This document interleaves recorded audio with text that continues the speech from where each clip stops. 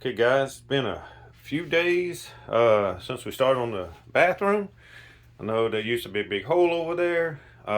That's temporary at the moment, but the only reason it's temporary is because I got to pull it back out to repair some 2x4s. But anyway, I'm going to give y'all an update on what I've been doing. I've gotten this paneling right here will be taken down later, but for right now it's out of the way enough for me to install what I need to install for the shower. This board is actually okay. It has a split in it down here, but I think it'll be okay. I might replace it. I haven't decided yet. This one right here. This board right here is definitely going to come out. It most likely won't go back in. Houses are on 16-inch centers normally. It used to be on 2 foot also, depending on what size wood they was using.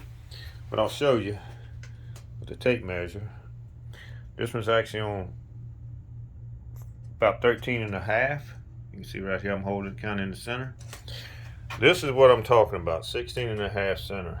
You can see this one is on about 12 and a half. You see what I'm holding it over here. But now when I measure this one, you see I got it in the center of this one. And I got it over here. You can see the 16 is almost in the center. So this is about normal for a house. But what you end up with, normally when you start building the wall, you have these on 16-inch centers.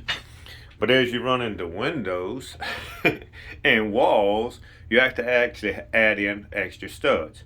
The reason you need them on 16 inches because most of the wood you work with is 48, which is 4 foot. So so many of these every 16 inches become 4 foot on the center. But because the concrete board I'm using is only 3 foot, I don't need that. So I'm going to go 36 inches and I'm going to put a board which would probably go somewhere about in this area right in here. This board is bad. It's closer than it needs to be to actually support this. Quick little bit of information. This most people just call a stud. It goes from the floor. You can see down here that it's, once I pull the plywood off, you can see the damage to it. This is another one. This is actually the floor seal that's messed up. You can actually see the hole in this floorboard down here. This one had already been replaced. That board's been replaced at a previous time. But I'm gonna bring it all the way over to here, where the board's actually good again. And I'm gonna put concrete screws, Tapcons in it. I'm going to cut this board out because it's rotten, this board out, and there's another board or two behind here because of how the wall meets. This one, I don't know if you remember, but they were cut off, and just this board was cut off and this board was cut off. I added an extension back to this one because this is what we call a king stud. And the reason it's called a king stud, I don't know, other than it goes from the floor, which is down there, all the way to the roof. And then the one that's under it is called a jack stud. But the jack stud you can see here, and then this is your bottom part of your window plate. Then you see you got another 2x4 that goes up. This is your header right here, which carries the weight of your wall. This one I think is still considered the jack because it's in line with this one, but they don't go all the way, they're in pieces. This one up here, because it doesn't have anything below it, it's got a gap. This is called a cripple. It doesn't touch the floor, so it's a cripple. This is the header, and of course this is the top of your wall. And then there's another board up there, they call it your seal. This one actually is a seal plate. You can see the bolt right here that bolts it to the floor. My grandfather built this. He was building it by himself, so basically he put the seal down and he toe-nailed, which you can kind of see this nail right here. He toe-nailed these boards in. Most common boards now, this is another nail right here, it's toe-nailed in.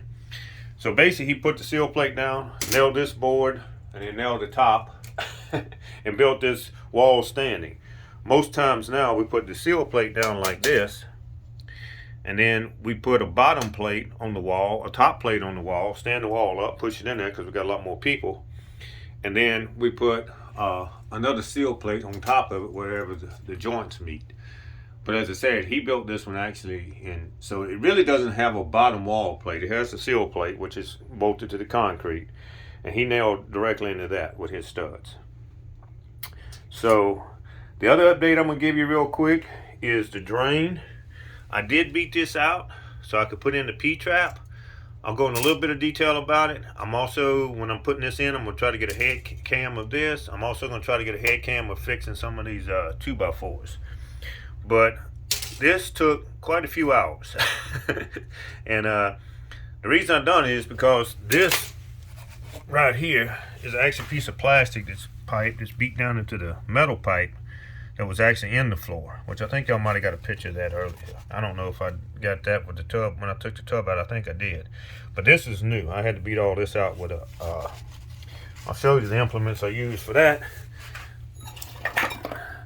That's one of the bits. The other one is still in the drill. That's actually the drill right there. That's a blade to cut the concrete. And then that's the drill. That's the chisel actually still in the hammer drill. This drill, it'll drill, it'll hammer drill, and it'll hammer. So basically it works like a air hammer. It actually works like a drill, and it works like a hammer drill. It has 3 settings on it. It's over here on the side is where you actually set it. And right now it's just setting hammer because it's got a chisel in it. When I was using the drill bit, I had it on hammer drill. So I drilled holes and then I chipped them out. But actually I went through the foundation. I had to cut some of the foundation wire, and that was so I could get the P-trap deep enough in there to be able to put the stuff together. Now, really quick, I'll get this paper out of the way one more time. I'm not going to set this in there 100% like it's supposed to be, but eventually that bottom piece with the curve in it's called the P-trap, and then that curve is just so I can get it in the drain. The stand pipe right there, I'll show you what's going to go on that in just a minute. But for right now, and I will show you this when I'm doing, I'm going to try to do a head cam, and I'm going to have to fill, like I said, all that up with concrete. I'm actually going to put another piece of plastic and some foam, because that plastic is to help keep the groundwater from seeping in through the concrete. So that does need to be repaired. But basically that's how it fits. And then like I said, the concrete will go, this has to all be glued. Those joints will be closed up some. Then once that's done, and you get the right height, this piece right here will go on here. Of course, this pipe will have to be cut off a lot. Way down here. This piece should end up being down here somewhere for the tub. Probably about in that area right there. So, but like I said, I'll have to get a little bit, get it closer for that. So what'll end up happening is this pipe will get wrapped with wax paper quite a few times, and then when I put the stuff in it, it won't be glued. I'll be able to pull it out because the wax paper will be slick and the concrete won't be on the pipe. I'll be able to pull the pipe out, cut it once I know how high it is, and then be able to glue it and this piece together. But basically, that's it. This house used to have gray water and black water. I'm not going to go into that term right now a lot. I might a little bit later, but basically it's kind of like an RV has gray water and black water. And when it had gray water, it didn't need a P-trap. When you hook your bathtub and all your septic together, like most common houses, you need a P-trap to keep the smell from the sewage from coming back up your drains. So actually right now, wind is blowing in through that hole. So I'm going to put this in because it's just open to the outside where it drains. Anyway, I said this house was built back in the 60s, and the way they done it back then is not how we do it now. So I'm converting, upgrading, all at the same time. But we'll stand back and let you see a little bit more. But this is with all the plywood down, except for I got the paneling. This was the original paneling that used to be here, because when this house was built, there was no shower. In the 60s, everybody just had bathtubs. So on the bottom there was plywood, and there was tile, and then above it was paneling. Well, it's had over this was a piece of plywood, and then 2 pieces of this kind of stuff. It was actually this color. Well, similar to this. It was one like this and then another one like this on top of it. So I've had to pull down 4 sheets off of there. I only had to pull off 3 over here, and there was none down here at the bottom because by the time they put that much over here on this wall, there wasn't enough room if they put anything on this wall for the tub to fit. Now, retrospect, if it was me building it, that would have had a wall, and if anything, this side over here, which you can actually see, they didn't have a wall here either, down at the bottom, so the tub would actually fit. So I would have put something over here. I'd have put insulation in there, and I definitely would have put a wall so that air wouldn't just blow in here. But anyway, like I said, that's where we're at. I will try to get a head cam of me fixing actually some of these walls. This one where I cut it right here, you can see it because somebody has cut this down. I don't know why they cut that down, but somebody come in here and cut this board down. It's still plenty strong, so I didn't take it out. But I am going to put a metal plate that'll go over here, cementing plate. And down in the bottom, I'm going to put some little L brackets right in here. I'm going to do the same thing when I put this back in. I'm probably going to put one here because it doesn't need any more than that. And I'll put a mending plate on this one once I cut it off. And then these, I'll get an L bracket on the bottom. I'll get another L bracket. This board has to come off. But right now, temporarily, I'm using it to hold up a piece of tin. I don't know if you can see it out there. I know you can see light. But there's a piece of tin out there that got screwed to this board right here, which is screwed into this board and this board. And down here, it's another one. So I got to take all that off. I'm going to put a piece of plywood back out there, temporary, that's bigger than the whole hole, and just push it up against there so it don't let too much wind in here. Because I got to get this board out, and I got to cut these off about here. And then I got to do the same thing. I got to add a board like this back in there. And I'll put a mending plate up here over the 2 boards and over here and whatever's back there. When I go into the other room, because I'm going to pull all the paneling off and re-insulate and put this in, because this is what's in there right now. But as you can see right here, a lot of it's broken, a lot of it has holes in it, and so basically I just take this and I just put it over it like that, and I put spray foam so it seals it. It makes it airtight, gives it a vapor barrier also, and it gives it some insulation. It's about I think it's 3.2 insulation R value, and then I put R15 over that, so I'm getting about R18, almost R19, which is what you get in a new home with 2x6s. I'm getting really close to that with my insulation the way I'm doing it. This is some stuff I got to cut off. This is caulking. Actually, this this was holding a whole piece of plywood up. I got all the nails out of it and still couldn't get it down. I had to cut this so I could get the plywood down. That's how strong that stuff was. This is some of the foam that I put in. That one I put a little bit too much in, wasted some, so I'm gonna have to cut it off and finish filling up here. It's heavy, so it ran out. I'm gonna have to do the same thing up here, and when I get this boards out, I'm gonna do the same thing in these holes. It's the same. It'll look just like this over there. I'm not here. I'm just gonna put fiberglass in here for right now because eventually, this one that was added later, it's a really pretty one. I don't know if I got a shot of it before or not. It's one that Parmis had made.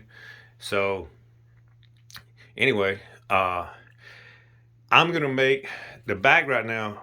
This was a square window, and they put this in, and it's been framed out really nice on the inside, just not on the outside. I'm gonna match what they done on the inside on the outside eventually. Won't be this week. Might not even be this month, but eventually I will get it done. But so far they put a piece of plexiglass like in there and painted it so it matches this outline on the outside. And what I want to do is bring the bricks back up to this board, just up to this side, just like it is on that side, and I'll put some kind of wood trim like in these 4 corners. I'm not going to try to cut bricks at angles like that. It can be done, but I think I can just do it better with wood. I'll use some hardy board or something, and then put a little piece of molding around it and make it look nice, but it'll be better weatherproof. Some type of vinyl or hardy board that won't rot as much as regular wood out there. But anyway, I know this one's longer than what I meant it for it to be already, and like I said, but I will try to get one of the repairs where I'm cutting it out and actually doing a repair on the head cam for anybody that wants to see it. I will do this when I got to go get the glue now, let it warm up some. Then I'm gonna get this peep trap put in, and I'll do that on the head cam also. I'll post them, and then like I said, you know, those that want to watch and see it can, and those that, you know, just more interested in the updates, that's fine too. But anyway, like I said, I just wanted to show y'all. I still got, like I said, a little bit of paneling over here to take off. One little piece up there. That's not going to stop me from actually forming up the tub. I'll do that on the head cam also. Like I said, I gotta form it up and pour it, because I tried.